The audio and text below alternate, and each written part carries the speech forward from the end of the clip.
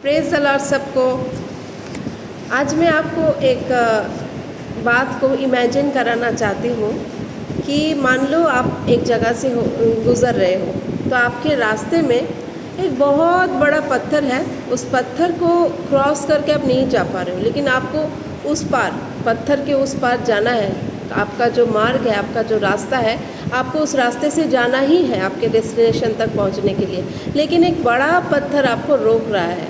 आप किसी भी हालत में उस पत्थर को क्रॉस करके या तो क्लाइंब करके इधर से उधर नहीं हो पा रहे हो। लेकिन आप क्या करोगे इस वक्त? आपको ऐसा कुछ रेमेडी चाहिए, ऐसा कुछ वे आउट चाहिए कि आप उस पत्थर को पार करके उस पार जा पाओ।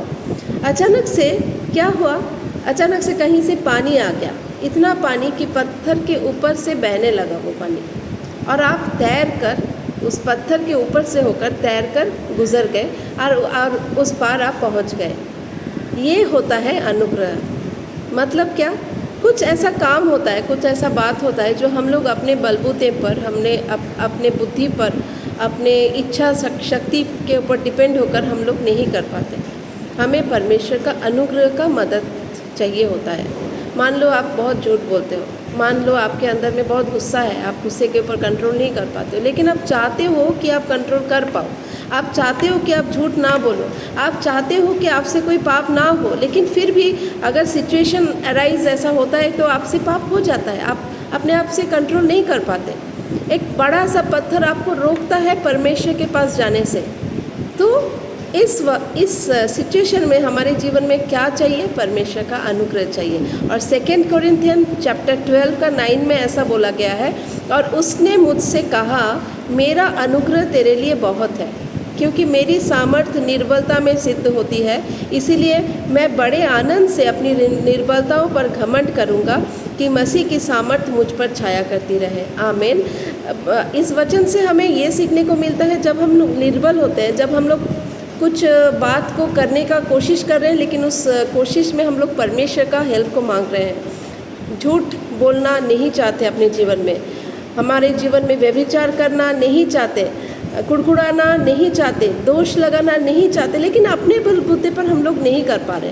तो इस वक्त हमें क्या चाहिए? परमेश्वर का अनुग्रह चाहिए। और जब परमेश्वर का अनुग्रह हमारे जीवन में आता है तो उस पत्थर के ऊपर से पानी बहने के समान हो जाता है कि सिचुएशन सेम रहता है, लेकिन हमारा पॉइंट ऑफ व्यू बदल जाता है। हमारा जो शक्ति, हमारा जो सामर्थ्य वो बढ़ जाता है। उसी सेम बाधा, पहले जो हमको बाधा दे सकता था, पहले जो हमको रोक सकता था, अभी परमेश्वर का अनुग्रह आने के बाद वो हमें रोक नहीं पाता है। यही है परमेश्वर का अनुग्रह। अगर हमारे जीवन में कहीं पर भी हम लोग रुक रहे हैं, कहीं पर भी हमें कोई भी पत्थर रोक रहा है परमेश्वर के निकट जाने से, तो हमें परमेश्वर से प्रार्थना करना चाहिए, प्रभु हमें अनुग्रह करिए ताकि हम इस सिचुएशन को जीत पाए, और ये जो बाधा है हमारे जीवन में, हमें कोई भी ऑब्स्टेकल नहीं, रुकावट नहीं बनने पाए आपके पास पहुंचने में। तो ऐसा करके हम लोग परमेश्वर का अनुग्रह को जब हम पाते हैं तो सेम सिचुएशन में हम लोग जयवंत से भी बढ़कर ठहरते हैं। परमेश्वर आप सबको इस वचन के द्वारा बहुत से ब्लेस करें। आमीन जीसस।